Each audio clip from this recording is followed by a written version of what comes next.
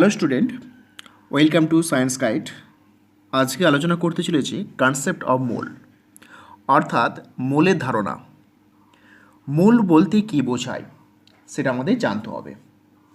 তো মোল বলতে বোঝায় 6.022 ইন্টু 10⁻23 সংখ্যক কণার কী বলা হয় এক মোল, অর্থাৎ 6.022 ইন্টু 10⁻23 এই সংখ্যক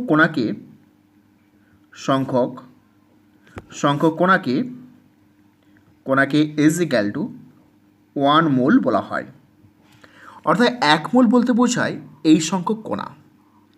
তাহলে এবার প্রশ্ন আসতে পারে যে কণাগুলো আমরা কী কী। তো কণা হতে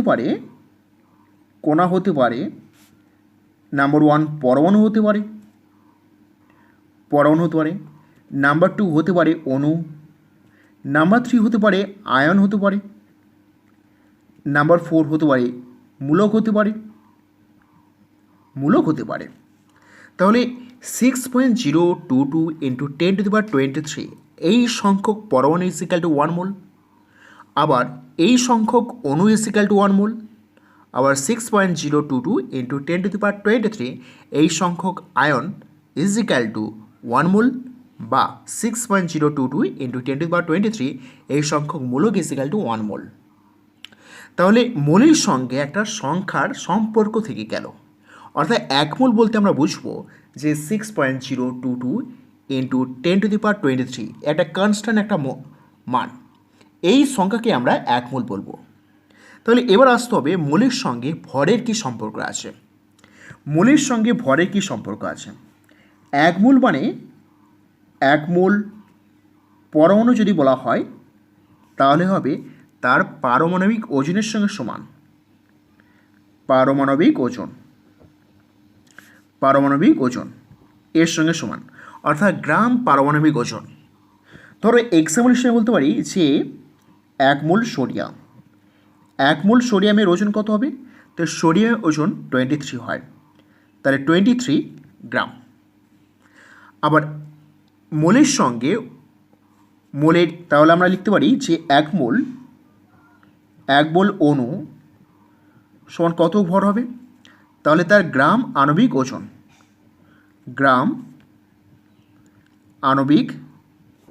ওজন। তো এক্সাম্পল হিসেবে বলতে পারি, ধরো এক মোল অ্যামোনিয়া অণু, তাহলে কত হবে? নাইট্রোজেন দেখো 14, হাইড্রোজেন 3 সমান 17 গ্রাম। তাহলে এক মোল অণু ইজ ইকুয়াল টু গ্রাম আণবিক ওজন। আবার ধরো বললাম যে এক মোল Cl মাইনাস অর্থাৎ আয়ন, এক মোল Cl মাইনাস ওজন কত হবে? তাহলে এক মোল Cl মাইনাস ওজন হচ্ছে 35.5, অর্থাৎ গ্রাম আয়নিক ওজন, এত গ্রামকে বোঝায়। তাহলে এই গ্রামের সঙ্গে সংখ্যার কি সম্পর্ক হবে? দেখো গ্রামের সঙ্গে সংখ্যার কি সম্পর্ক? এক মোল সোডিয়াম মানে 23 গ্রাম। তো এক মোল সোডিয়াম মানে কতগুলো সোডিয়াম? 6.022 ইন্টু 10⁻23 এত সংখ্যক সোডিয়াম মানে ইজ ইকুয়াল টু 23 গ্রাম। তাহলে এখান থেকে আমরা একটা সোডিয়ামের কত ওজন হয় সেটা বের করতে পারবো। একই রকমভাবে এক মোলের অ্যামোনিয়া হচ্ছে 17 গ্রাম। তাহলে এক মোল মানে আমরা একটু আগে শিখলাম 6.022 ইন্টু 10⁻23 এই সংখ্যক অ্যামোনিয়ার ওজন হচ্ছে 17 গ্রাম। তাহলে একটি অ্যামোনিয়ার ওজন কত সেটা বের করতে পারবো। আবার ধরে এক মোল Cl মাইনাসের ওজন হচ্ছে 35.5 গ্রাম। তাহলে আমরা বলতে পারি যে 6.022 ইন্টু 10⁻23 এই সংখ্যক Cl মাইনাসের ওজন 35.5 গ্রাম। তাহলে একটি Cl মাইনাসের ওজন কত সেটাও আমরা বের করতে পারবো। তাহলে আর শিখলাম যে মোলের সঙ্গে সংখ্যার কি সম্পর্ক, এক মোল সমান এইটা। তারপরে শিখলাম মোলের সঙ্গে ভরের কি সম্পর্ক আছে সেটা শিখলাম। আবার ভরের সঙ্গে সংখ্যার কি সম্পর্ক সেটাও জানলাম। এবার আমাদের শিখতে হবে যে মোলের সঙ্গে আয়তনের কি সম্পর্ক। মোলের সঙ্গে আয়তনের সম্পর্ক রয়েছে এক মোল ইজ ইকুয়াল টু 22.4 লিটার। এক মোল মানে 22.4 লিটার। তাহলে এক মোলের কোনো আয়তন হবে গ্যাসীয় পদার্থের এসটিপিতে এসটিপিতে 22.4 লিটার। তো মোলের সঙ্গে আয়তনের সম্পর্ক পেলাম। এবার এই সম্পর্ক নিয়ে আমরা কতগুলো প্রবলেম করব। প্রথম যে প্রবলেমটি দেওয়া হয়েছে প্রবলেম নাম্বার 1। প্রথম যে প্রবলেমটি দেওয়া হয়েছে তা হলো 1 গ্রাম অক্সিজেনে অর্থাৎ 1 গ্রাম অক্সিজেনে পরমাণু ও অণুর সংখ্যা কত। তো 1 গ্রাম অক্সিজেনে পরমাণুর সংখ্যা কত হবে আর 1 গ্রাম অক্সিজেনে অণুর সংখ্যা কত হবে, তাহলে আমরা কিভাবে ক্যালকুলেট করব। তো প্রথমে পরমাণু বের করে নিই। তাহলে পরমাণু বের করে নিই। তো পরমাণুতে মোল সংখ্যা কত হবে, মোল সংখ্যা ইজ ইকুয়াল টু 1 গ্রাম নিয়েছিলাম তার পারমাণবিক ওজন দিয়ে ভাগ করে নিই। তো যেহেতু অক্সিজেন বলেছে তো অক্সিজেন আমরা 16, তাহলে ইজ ইকুয়াল টু 1/16 মোল পরমাণু। তো আমরা জানি যে 1 মোল সমান 6.023 বা 22 লিখতে পারো, 2 লিখতে পারো 10⁻23। তাহলে 1/16 মোল সমান কত আসবে, 6.022 ইন্টু 10⁻23 1/16। তাহলে এইটাকে যদি আমরা ক্যালকুলেশন করি তাহলে আসবে 3.764 ইন্টু 10⁻22 আসবে, এই মানটা আসবে।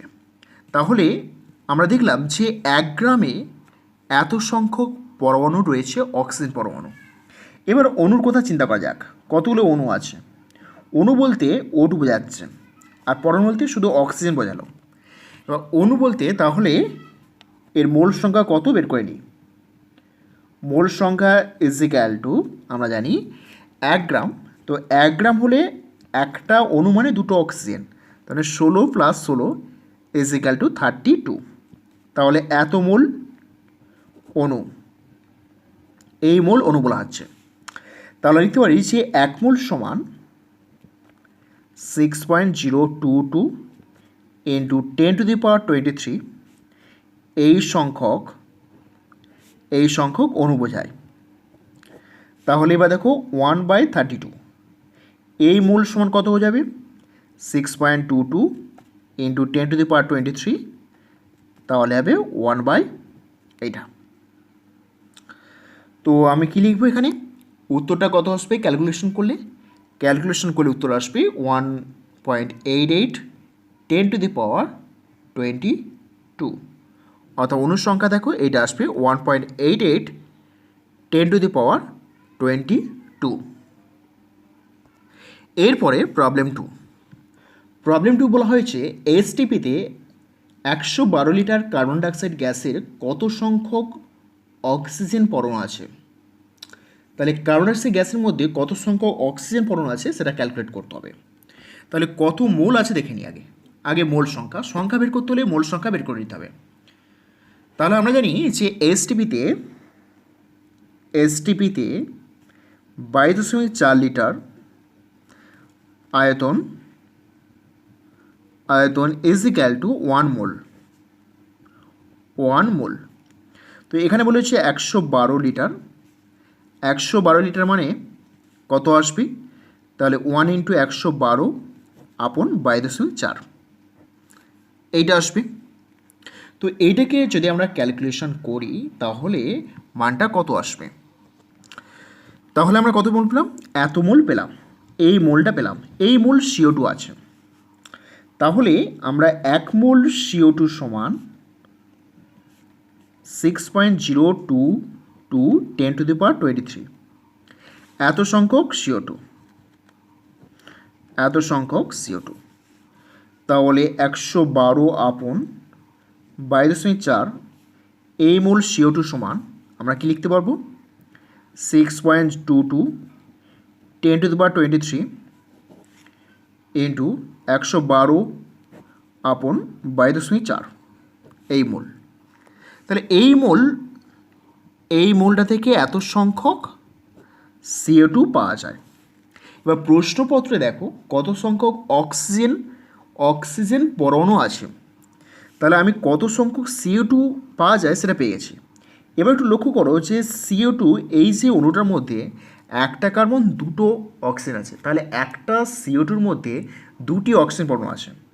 তাহলে লিখতে পারি একটি CO2-র মধ্যে এর মধ্যে দুটি অক্সিজেন পরমাণু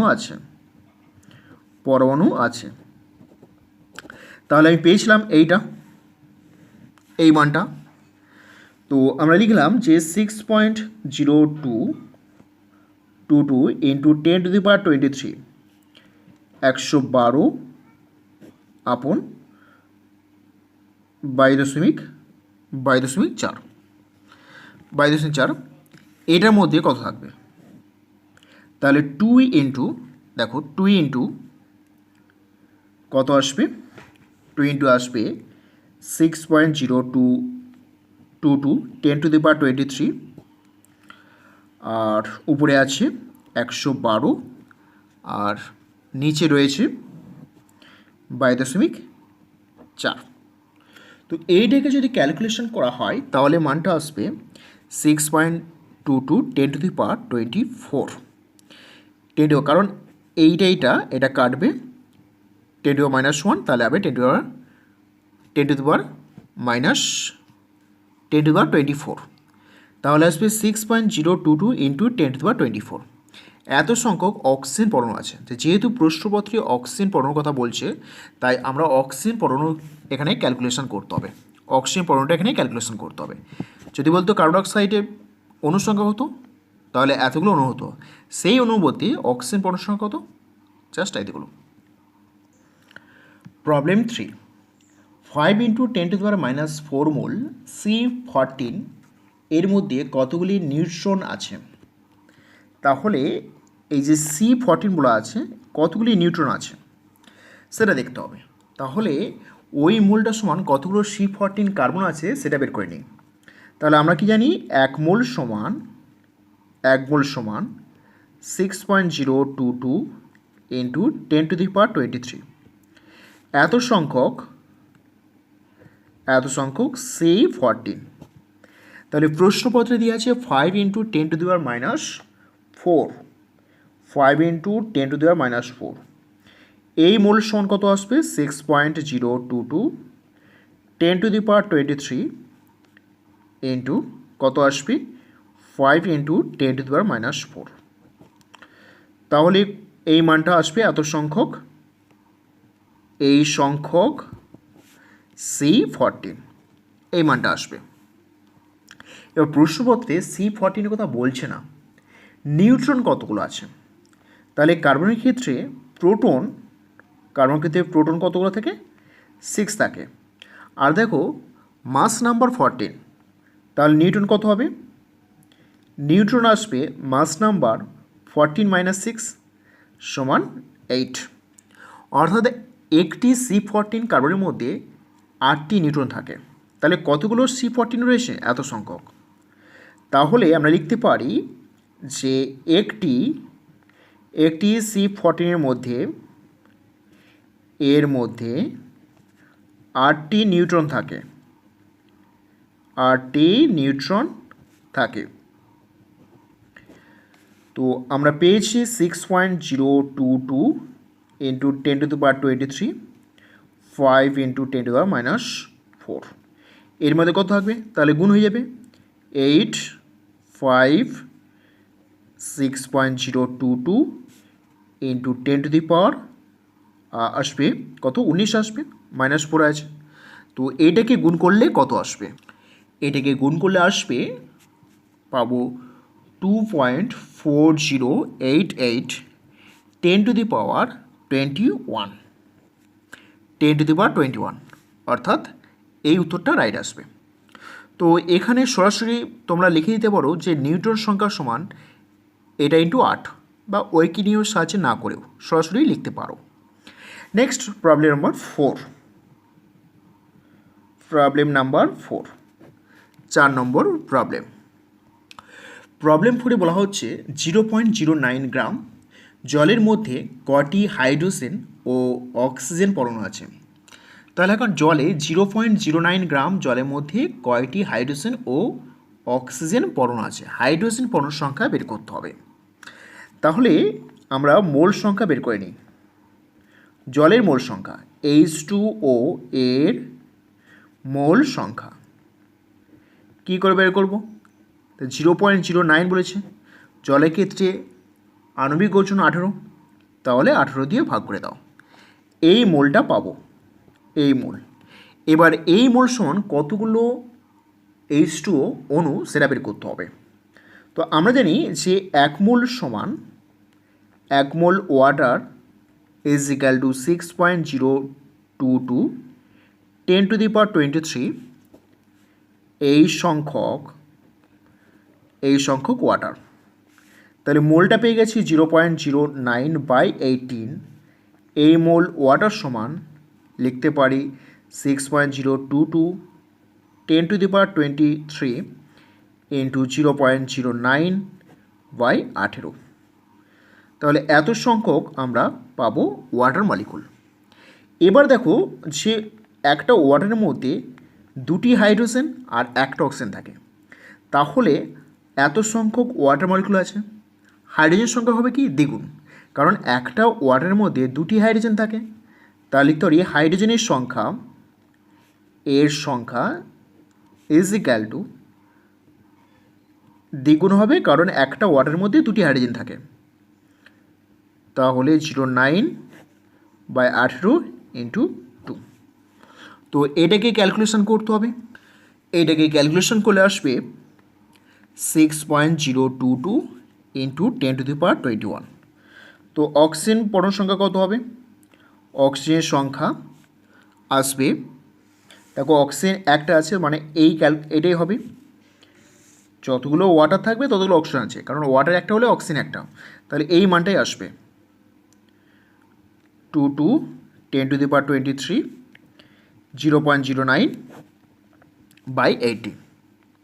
তো এটাকে ক্যালকুলেশন করলে কত আসবে? 3.011 10⁻21 এই সংখ্যক অক্সিজেন পরমাণু থাকবে। এরপরে প্রবলেম নাম্বার 5, 1 মিলিমোল অ্যামোনিয়ার ভর কত? এর মধ্যে অ্যামোনিয়া কতগুলি অণু বর্তমান? তাহলে 1 মিলিমোল বলেছে, 1 মিলিমোল মানে 1 মিলিমোল। 1 মিলিমোল কোথাও অর্থ হচ্ছে 10⁻³ মোল। তাহলে দেখো অ্যামোনিয়ার ভর কত? NH3 কথা বলা হচ্ছে। তাহলে আমরা জানি যে 1 মোল অ্যামোনিয়া ইজ ইকাল টু 17 গ্রাম। তাহলে 10⁻³ মোলের ভর কত হবে? 17 ইন্টু 10⁻³ এই গ্রাম। তাহলে 1 মিলিমোল অ্যামোনিয়ার ভর হবে এই গ্রাম। তারপরে প্রশ্ন হচ্ছে এর মধ্যে অ্যামোনিয়া কতগুলি অণু আছে? দেখো কতগুলি অণু আছে, তাহলে 1 মোল মানে 1 মোল অ্যামোনিয়া কোথার থেকে? 1 মোল অ্যামোনিয়া থেকে 6.022 10⁻23 এত সংখ্যক অ্যামোনিয়া, তাহলে 10⁻³ বলেছে, তাহলে 6.022 10⁻23 ইন্টু 10⁻³, তাহলে উত্তর আসবে 6.022 10⁻20 এই সংখ্যক অ্যামোনিয়া অণু আছে। তারপরে প্রবলেম নাম্বার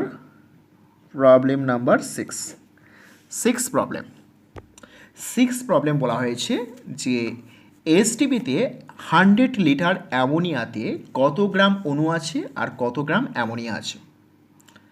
তাহলে অ্যামোনিয়াতে কত গ্রাম অণু আছে আর কত গ্রাম অ্যামোনিয়া আছে? তাহলে দেখো এখানে ক্যালকুলেশন করতে হবে 100 লিটার অ্যামোনিয়াতে কত গ্রাম অণু আছে। তো কত গ্রাম অণু আছে ক্যালকুলেট করতে হবে। তাহলে আমরা কি জানি এসটিপিতে 22.4 লিটার সমান কত? 1 মোল জানি। তাহলে প্রথমে মোলে কনভার্ট করে নাও। 100 লিটার সমান কত মোল? 100/22.4।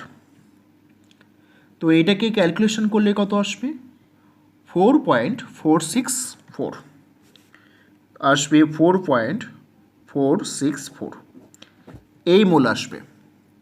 তাহলে প্রশ্নপত্রে ছিল যে কত গ্রাম অণু, কত গ্রাম অণু, তাহলে আমরা পাবো যে 1 গ্রাম অণু মানেই 17 গ্রাম অ্যামোনিয়া। তাহলে কত গ্রাম অণু মানে মোল সংখ্যা বোঝাচ্ছে। তাহলে আমরা জানি যে 1 মোল মানে 17 গ্রাম অ্যামোনিয়ার কথা বোঝাচ্ছে। আর মোল সংখ্যা পেয়েছি 4.464 এই মোল। তাহলে 17 ইন্টু 4.64, তো এটাকে ক্যালকুলেশন করে আসবে 75.88 এত গ্রাম। তাহলে এখানে দেখো প্রশ্ন বলা হয়েছিল যে কত গ্রাম অণু আছে। তাহলে কত গ্রাম অণু আছে বলতে এই এত মোল অণু আছে। আর কত গ্রাম অ্যামোনিয়া আছে 75.88 এত গ্রাম অণু আছে। তাহলে 100 লিটার অ্যামোনিয়াতে 4.64 গ্রাম অণু রয়েছে। আর অ্যামোনিয়ার ওজন হচ্ছে 75.88 গ্রাম। তারপরে প্রবলেম নাম্বার 7।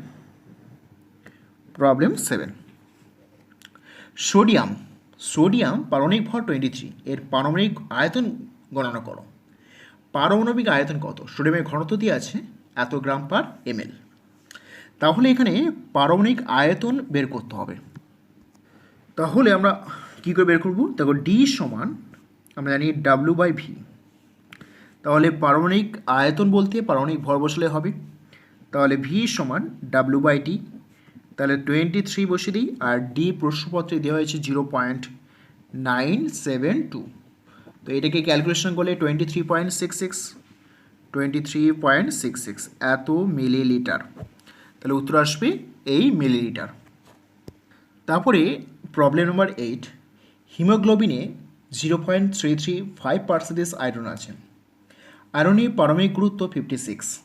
হিমোগ্লোবিনে আণবিক ওজন 1.67 × 10⁴। হিমোগ্লোবিনের একটি অণুতে আয়রন পরমাণু সংখ্যা কত? তাহলে হিমোগ্লোবিনে আয়রন আছে 0.335%। তাহলে আয়রনের পরিমাণটা প্রথমে বের করে নিই। তাহলে আয়রনের পরিমাণ কত? যদি হিমোগ্লোবিন আণবিক ওজন দেওয়া আছে 1.67 × 10⁴, তাহলে এইটা আণবিক ওজন হিমোগ্লোবিন, তার মধ্যে আয়রন কত আছে? মাত্র 0.33%। তাহলে গুণ করে দিই। 335% বলছে, 100 দিয়ে ভাগ করে দিই। তো এটা ক্যালকুলেশন করলে আসবে 56 গ্রাম। তাহলে আয়রনের পরিমাণ হচ্ছে 56 গ্রাম। আয়রনের পরিমাণ 56 মানে গ্রাম আছে। আবার আয়রনে দেখো এখানে পারমাণবিক গুরুত্ব 56, কিন্তু প্রশ্নপত্রে বলা হয়েছে যে একটি হিমোগ্লোবিন অণুতে কতগুলি আয়রন পরমাণু আছে। তাহলে লিখতে পারি যে এফির মোল সংখ্যা যখন বলেছে মোল সংখ্যা লিখি। মোল সংখ্যা সমান 56 গ্রাম আছে, আর 56 দিয়ে 1 মোল। তাহলে 1 মোল রয়েছে। আর হিমোগ্লোবিনের মোল সংখ্যা বের করি। হিমোগ্লোবিনের মোল সংখ্যা কত হবে? = 1 মোল। কারণ কি আমরা আণবিক ভর দিয়েই কাজ করছি। হিমোগ্লোবিনের আণবিক ভর ছিল 1.67 × 10⁴। তাহলে এই আণবিক ভর সমান 1 মোল। তাহলে দেখো 1 মোল হিমোগ্লোবিনে আয়রনের মোল সংখ্যা 1। তার মানে আমরা বলতে পারি 6.022 × 10⁻23 এই সংখ্যক 1 মোল সমান এই সংখ্যক হিমোগ্লোবিন নে আয়রনের সংখ্যা একই হবে 6.22 × 10⁻23। তাহলে একটি জন্য কত হবে? তাহলে একটি আয়রন পরমাণু 6.022 × 10⁻23 এত সংখ্যক হিমোগ্লোবিনের আয়রনের পরিমাণ হচ্ছে বা সংখ্যা হচ্ছে 6.022 × 10⁻23। তাহলে একটা হিমোগ্লোবিনের মধ্যে একটা আয়রন থাকবে। তাহলে আমাদের উত্তর আসবে একটি।